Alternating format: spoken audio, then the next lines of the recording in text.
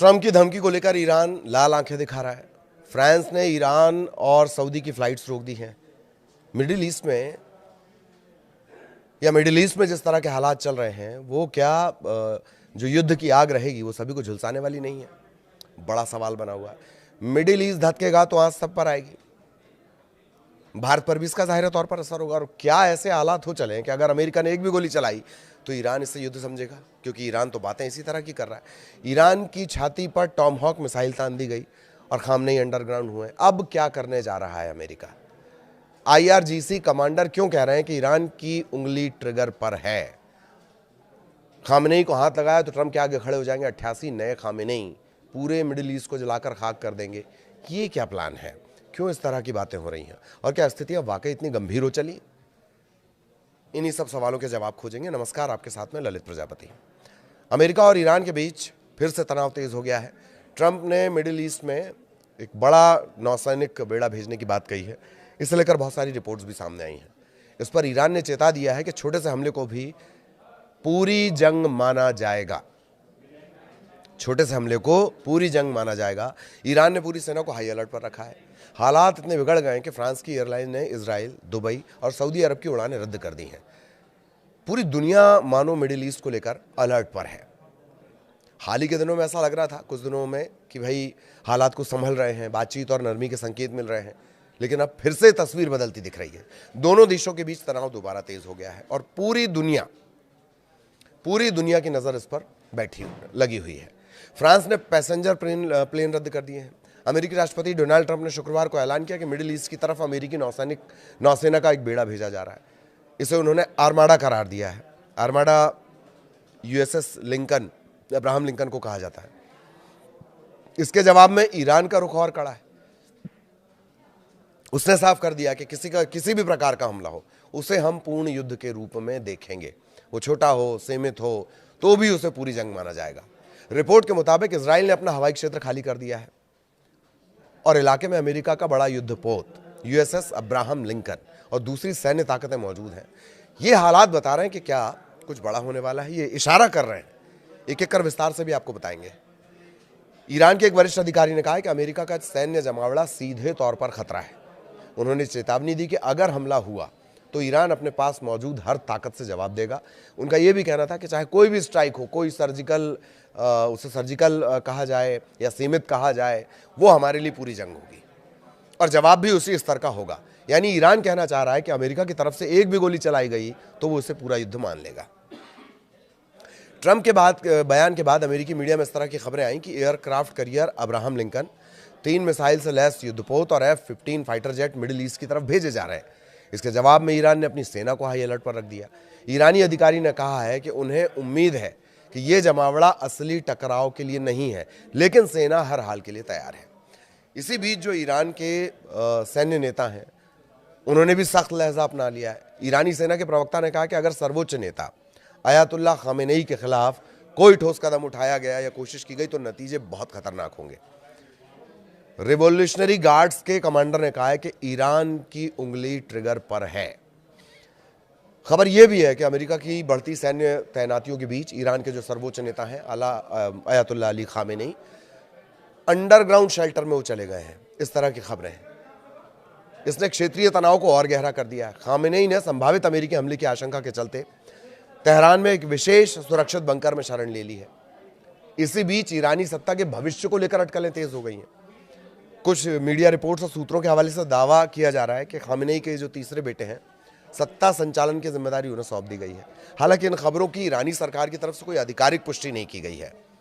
Iran international की report में ईरानी सरकार के 2 करीबी सूत्रों के हवाले से कहा गया है कि सुरक्षा कारणों से ऐसा किया गया है। ऐसा तब किया गया जब तेहरान वॉशिंगटन के बीच तनाव एकदम चरम पर है। दोनों तरफ से लगातार बयानबाजी है। बयानबाजी भी क्या है, बमबाजी है वो बयानों की। अगर अमेरिका की सैन्य तैनाती को थोड़ा विस्तार से देखें तो पश्चिम मीडिया के मुताबिक अमेरिका ने मध्य पूर्व में एक और परमाणु पनडुब्बी तैनात की है जो करीब करीब 150 टॉमहॉक क्रूज मिसाइलों से लैस बताई जा रही है। ये पनडुब्बी अमेरिका नौसैनिक बेड़े में शामिल हुई हैं, जिनकी अगुवाई विमान वाहक पोत अब्राहम लिंकन कर रहा है।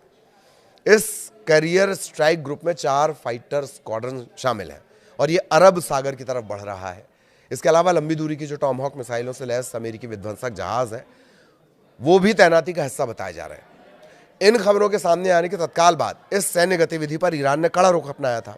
ईरान के रक्षा मंत्रालय के प्रवक्ता हैं ब्रिगेडियर जनरल रेजा तलैनिक, उन्होंने ये दावा किया कि इजराइल के साथ जून में जो 12 दिन का करीब संघर्ष हुआ था उसके बाद से ईरान की जो मिसाइल क्षमता वो पहले से कहीं अधिक मजबूत हुई है। उन्होंने कहा कि उस संघर्ष से मिले सबक के आधार पर ईरान ने अपनी मिसाइल रक्षा प्रणाली को मजबूत किया है। बीच में ये खबरें भी आई कि मिसाइलों का उत्पादन बम्पर तरीके से ईरान में बढ़ा दिया गया, घरेलू उत्पादन बढ़ाया गया। उनके मुताबिक संख्या और गुणवत्ता दोनों के लिहाज से ईरान की मिसाइल की जो शक्ति है अब वो पहले से ज्यादा है। कई मीडिया रिपोर्ट्स में दावा किया जा रहा है कि ईरान की सत्ता को उखाड़ फेंकने के लिए ट्रंप ने एक ब्लूप्रिंट भी तैयार कर लिया है।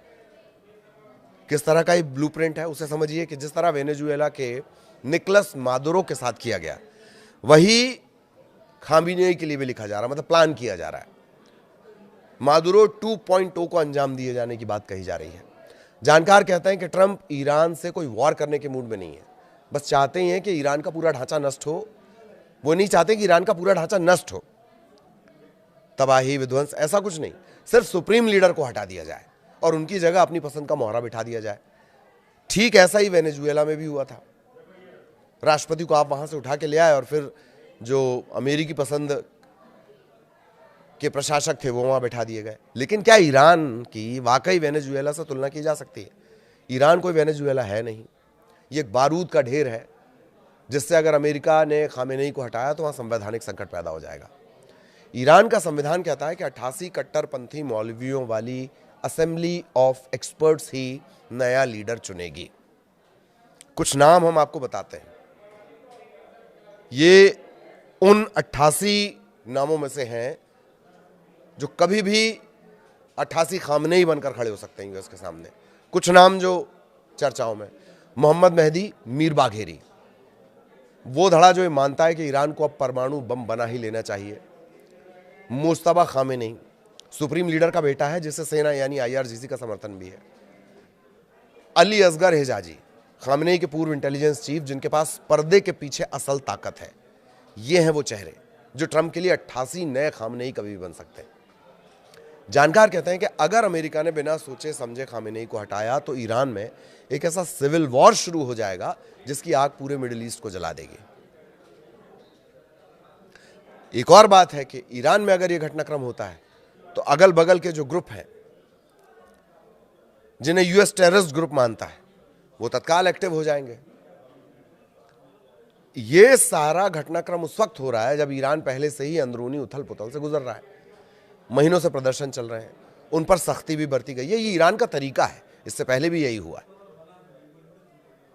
और एक और बड़ी बात कि ईरान को वेनेजुएला, जब हम जिक्र कर रहे थे कि वेनेजुएला नहीं समझा जा सकता, 17 साल में कई बार कोशिश हुई है ईरान पर तख्ता पलट, सेना पलट, जो तख्ता पलट है इसकी, लेकिन IRGC का पावर, विपक्ष के पास किसी चेहरे का ना होना, खामनेई की जबरदस्त पकड़ लोगों के बीच भी, बासिज जो उनका एक ग्रुप है जो आम लोगों के बीच आम तरह से रहता है, ये वो की पॉइंट है जिन्होंने 17 साल में कई बार जो तख्ता पलट की कोशिश हुई उसे नाकाम कर दिया है।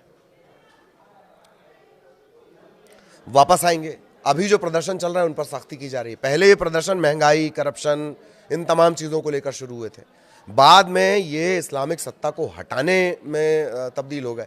अमेरिका उसे लगातार शह देता रहा, हवा देता रहा।